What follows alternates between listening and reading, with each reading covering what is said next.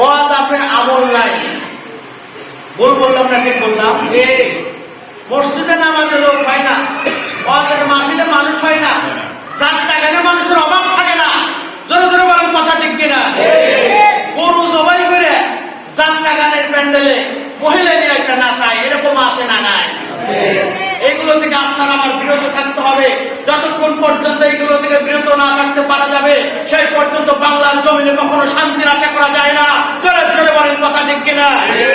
একজন এসে বলতেছে, হুজুর আমার তো বাচ্চা কাচ্চা হয় না, আমার জন্য একটু দোয়া করেন, আমার জন্য একটা আল্লাহ বাচ্চা দেয়। 1 বছর পরে হুজুর দোয়া করছে, হুজুর দোয়া করছে যে আল্লাহ যেন ওর বাচ্চা দেয়, বাচ্চা দেয়, একটা ছেলে সন্তান দেয়, নেককার সন্তান দেয়। তো 1 বছর পরে এই লোকটা এসে বলতেছে, হুজুর কি দোয়া করলেন, বাচ্চা কাচ্চা তো কিছুই হচ্ছে না, কিছুই তো হয় না। হুজুর বলতেছে, একটা দোয়া তো ঠিকই করলাম, তুমি বিয়ে শাদী করছো নি? ওই বিয়ে তো করি নাই। দেখছেন অবস্থা? বিয়ে না করে যেমন বাচ্চা আশা করা যায় না, নামাজ নাই, রোজা নাই, হজ নাই, যাকাত নাই, তুমি 2 নম্বর কাজের ভিতর থেকে ভরপুর হয়ে গেছো, তোমার জন্য আল্লাহর দরবারে শান্তির আশা করা যায় না। তুমি কখনো হক্কার নেককার পরহেজগার দিনদার হতে পারো না। কথা বলেন ঠিক কিনা? এই জন্য আমাদেরকে নামাজ আদায় করতে হবে, নামাজের প্র্যাকটিস করতে হবে। আজকে আপনি যদি নামাজওয়ালা হয়ে যান, আপনার ছেলেটাও নামাজওয়ালা হয়ে যাবে। জোরে জোরে বলেন কথা ঠিক কিনা? আজকে আপনার স্ত্রী যদি ঘরে নামাজ আদায় করে, আপনার কন্যাটাও ঘরের ভিতরে নামাজের প্র্যাকটিস করবে। কথা বলেন ঠিক কিনা? আপনি টিভির চ্যানেল নিয়ে বসে থাকেন, আপনার মেয়েটা ওই হাউজি খেলা, পাঞ্জু খেলা নিয়ে বসে থাকে। কথা বলেন ঠিক কিনা?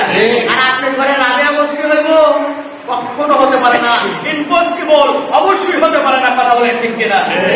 আপনি যদি তাসবিহ তাহলিল পাঠ করেন, সুবহানাল্লাহ, আলহামদুলিল্লাহ, আল্লাহু আকবার, লা ইলাহা ইল্লাল্লাহ, আল্লাহু আকবার, এই ঘড়িটা আপনি পাঠ করা দেখলে আপনার সন্তানরাও আল্লাহু আকবার, সুবহানাল্লাহ, আলহামদুলিল্লাহ, লা ইলাহা ইল্লাল্লাহ, আল্লাহু আকবার বলবে। বলেন সুবহানাল্লাহ।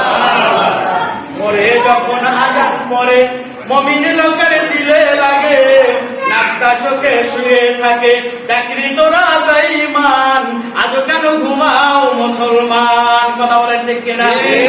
যখন আযান পড়ে মুমিন লোকের দিলে লাগে, নাক্তাশকে শুয়ে থাকে ডাকরি তোরা বেঈমান, আজ কেন ঘুমাও মুসলমান। ওবাইদুল্লাহ হাদিস পাঠ কোরআন, আজ কেন ঘুমাও মুসলমান। ঘুমে কাজা করেছো ফজর, কখনো জাগনি কখনো আছর, মাগরিবের শুনিয়া যান, বাদশে গামামা বাদলে আমামা, শিরু চোকর মুসলমান। দাওয়াতে এসেছে না জামানা, ভাঙ্গা কিল্লা উড়া নিশান, আজ কেন ঘুমাও মুসলমান। নারায়ে তাকবীর, নারায়ে তাকবীর। আজকে আমাদের জাগৃত ঈমান নাই, ইমানের ভিতরে ভাইরাস ঢুকে গেছে। কথা বলেন ঠিক কিনা?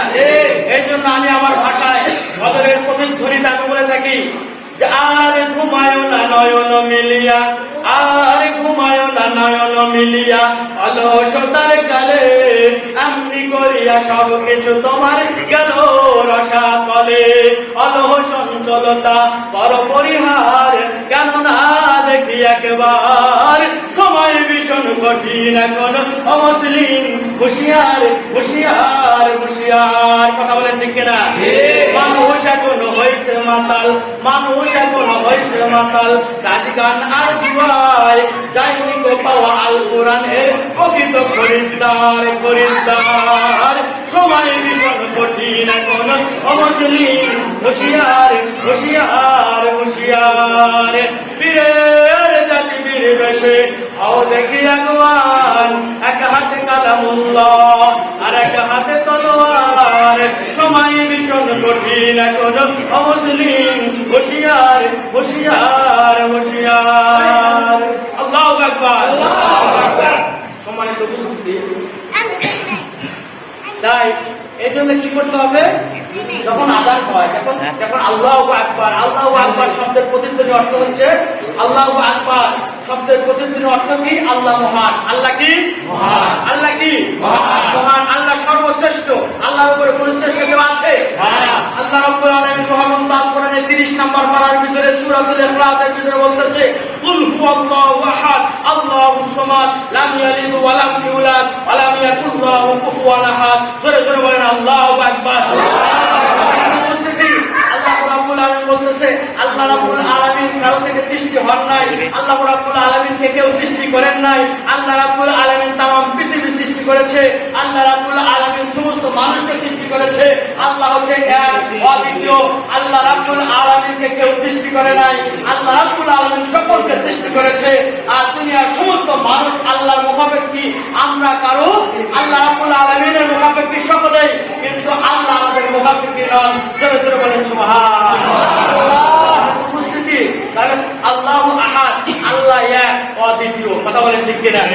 আল্লাহ বলতেছে আমানতু বিল্লাহি ওয়া মালাইকাতিহি ওয়া কুতুবিহি ওয়া রুসুলিহি ওয়াল ইয়াউমিল আখিরি ওয়াল কদরি খাইরিহি ওয়া শাররিহি মিনাল্লাহি তাআলা ওয়াল বাসি বাদাল মাউত। সুবহানাল্লাহ। আবার পাঠ করেন আমার সাথে, আমানতু বিল্লাহি ওয়া মালাইকাতিহি ওয়া কুতুবিহি ওয়া রুসুলিহি ওয়াল ইয়াউমিল আখিরি ওয়াল কদরি খাইরিহি ওয়া শাররিহি মিনাল্লাহি তাআলা ওয়াল বাসি বাদাল মাউত। সুবহানাল্লাহ। দেখেন আল্লাহ বলতেছে আমি আল্লাহর উপর বিশ্বাস স্থাপন করো, আমার রাসূলের উপর বিশ্বাস আনয়ন করো, কিতাবাদের উপরে বিশ্বাস স্থাপন করো, নবী রাসূলগণের উপর বিশ্বাস স্থাপন করো, তোমাকে সৃষ্টি করা হয় যার উপর বিশ্বাস স্থাপন করো, তোমাকে মৃত্যুবরণ করতে হবে এর উপর বিশ্বাস স্থাপন করো, তোমাকে হাসরের ময়দানে আবার উঠতে হবে, আল্লাহর কাঠগড়ায় দাঁড়াতে হবে, তোমার হিসাব দিয়ে যেতে হবে, এর উপরে তোমার বিশ্বাস স্থাপন করতে হবে। জোরে বলেন সুবহানাল্লাহ। কেউ কেউ এমন আছে আল্লাহ কথা বিশ্বাস সবকিছু মানি, কিন্তু কবরের পরে কবর জগতে গিয়ে আমার আবার আল্লাহর কাছে চাকরিত হতে হবে। ওই সময় কি হবে না হবে ওর পরের কথা দেখা যায়, ওইগুলো বিশ্বাস করি না। দুনিয়ার জমিনে যা আছে ধর্ম খাও, এইভাবে জীবনটা কাটাও, এরকম মানুষ আছে না? না। আবার কয় কি কয় ধর্ম যার যার উৎসব সবার আছে না? নাই। এই কথাটা সম্পূর্ণ শিরক, সম্পূর্ণ শিরক। এই দলিলটা যদি কেউ আমাকে বাতিল করে দিতে পারে আমি কি বলবো, আর জীবনে ওয়াজ করবো না। এরপরে কোন কথা আছে? এরপরে কোন কথা আছে? হ্যাঁ, ধর্ম যার যার উৎসব সবার, এটা কখনো না। এটা হচ্ছে ধর্ম যার যার হতে পারে, কিন্তু এই কথাটা সূরাতুল কাফিরুনের ভিতরে আল্লাহ রাব্বুল আলামিন যেভাবে বলছে এইভাবে না বলে ওইভাবে নিয়ে গেছে, এটা তো হতে পারে না। এটা একটা জালিয়াতি কথা। কথা বলেন ঠিক না? সম্মানিত উপস্থিতি, আমি যে কথাটা বোঝাতে চাচ্ছি সেটা হচ্ছে, এখন যদি মনে করি যে চাকরি যার যার, বেতন সবার, তাই কি হবে না? এরকম যদি হয় বউ যার যার, বিনোদন করবো সবার, এরকম হবে? এই কথা বল না কেন? তাহলে ধর্ম যার যার উৎসব সবার, এটা কখন হতে পারে না? ইম্পসিবল। এটা ভুলের জগৎ আছে, এটা মাইনাস করতে হবে, ডিলিট করতে হবে, ফিরে আসতে হবে কোরআনের ভাষায়। জোরে জোরে বলেন সুবহানাল্লাহ। উপস্থিতি এখানে বলতেছে আল্লাহর সাথে কথা হইতেছে যে আমার ধর্মে তুমি চলে আসো, তোমার ধর্মে আমি যাব না, তোমার ধর্মে আমি যাব না, তুমি আমার ধর্মে আসো, আমার ধর্ম নাও, তোমার ধর্ম আমাকে দিও না, তুমি আমার ধর্ম গ্রহণ করো। এই কথাটা সূরাতুল কাফিরুনের ভিতরে বলতেছে। আর আমাদের মতো কিছু রকম, আমাদের মতো তো না, কিছু রকমের যে যারা কয় কি 36 নম্বর পাড়ায় 33 নম্বর পৃষ্ঠায় এত নম্বর আয়াতের ভিতরে আছে। এই সমস্ত লোক এই কথা বলে থাকে। আসলে কোরআন হলো 30 নম্বর পাড়া, 36 পাড়া কিন্তু হয়, 33 পৃষ্ঠা কিভাবে যায় আমরা তো বুঝি না। ওইখানে ওই এক সেটা মারি কথা ঠিক না? ঠিকই কইছে রে, বয়াতে ঠিকই কইছে, বয়াতে যা কইছে হুজুররাও তো পারে না। কথা ঠিক না? আরে প্র্যাকটিক্যাল হামো, তুমি তো এটা বুঝিয়া দেখলা না যে 36 নম্বর পাড়া 33 নম্বর পৃষ্ঠা এই কোরআন শরীফ কোথাও নাই। কোরআন শরীফ 30 পাড়া। কথা ঠিক না? 36 নম্বর পাড়া করে গেল। এটা একটা সম্পূর্ণ ভুলের জগৎ আছে। কথা বলেন ঠিক না? আবার মাঝে মাঝে কয় আল্লাহ একটা প্র্যাকটিক্যাল, বলেন নাউযুবিল্লাহ। আবার একজন কয় যে আল্লাহ এই দিকেও যায় ওই দিকেও যায়, শয়তানি করছে। আল্লাহ কি শয়তান? নাউযুবিল্লাহ। এরকম রিতে দেওয়ার এখানে এই জায়গায় সব কথা বলছেন। তাদের মাঝে মাঝে জেলেও যেতে হয়, আবার আইসে ওই যে শয়তানের কিছু চক্র বড় আছে, বিদায় জেল থেকে বাড়াতে পারে। আর দিনদার পরহেজগার ইমানদার মুমিন বান্দা তাদের বাড়াতে খুব কষ্ট হয়। কারণ কি দুনিয়াটা তো মুমিন বান্দার জন্য জেলখানা। কথা বলেন ঠিক না? আর এইসব মানুষের জন্য দুনিয়াটা ব্যস্তখানা। আর ইমান ওয়ালা, নামাজ ওয়ালা, মুমিন বান্দা, নেককার, পরহেজগার, আল্লাহ ভীরুদের জন্য দুনিয়া সকল সময়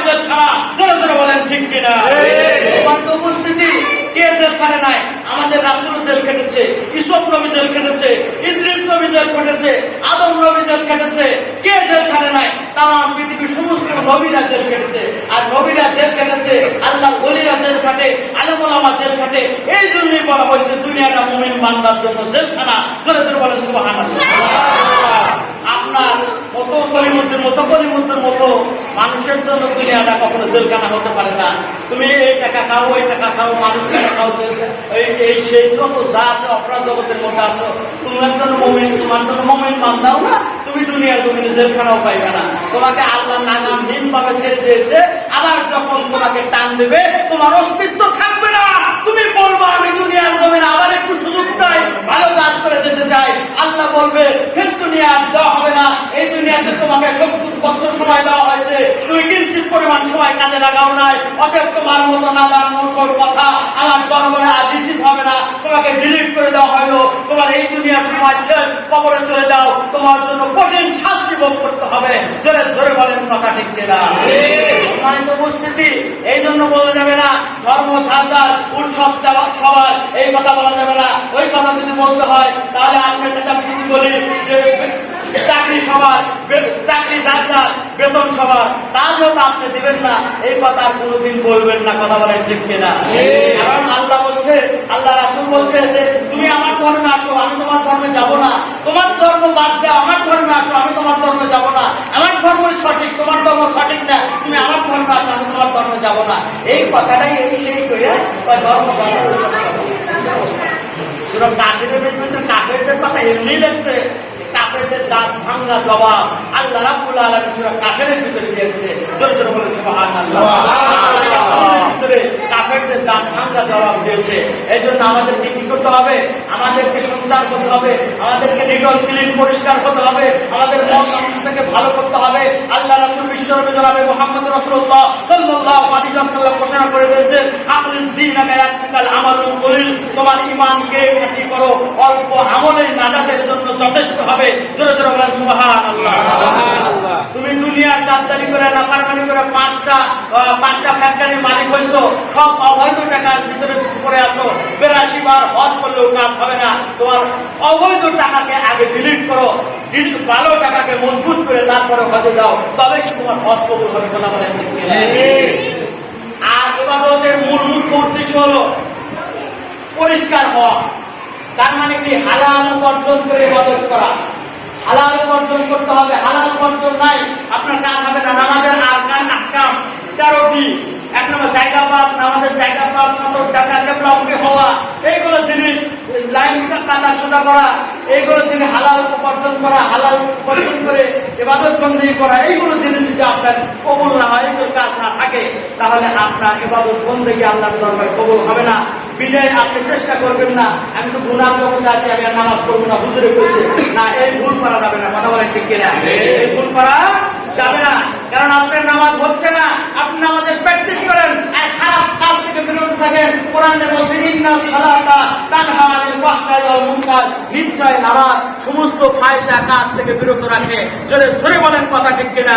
এই উপস্থিতি, এই জন্য আমাদেরকে নামাজওয়ালা হতে হবে, দিনদার হতে হবে, পরহেজগার হতে হবে। সময় আর বেশি নিলাম না। আমার ভাই দোস্ত বুজুর্গ, একটা কথা, আল্লাহর উপরে ঈমান আনয়ন করতে হবে। আল্লাহ রাব্বুল আলামিন আমাদের সকলকেই আল্লাহর দ্বীনের উপর অটুট থেকে আল্লাহর কোরআনের রাজকে বাংলার জমিনে কায়েম করার তৌফিক দান করুক। সকলে বলে আমিন।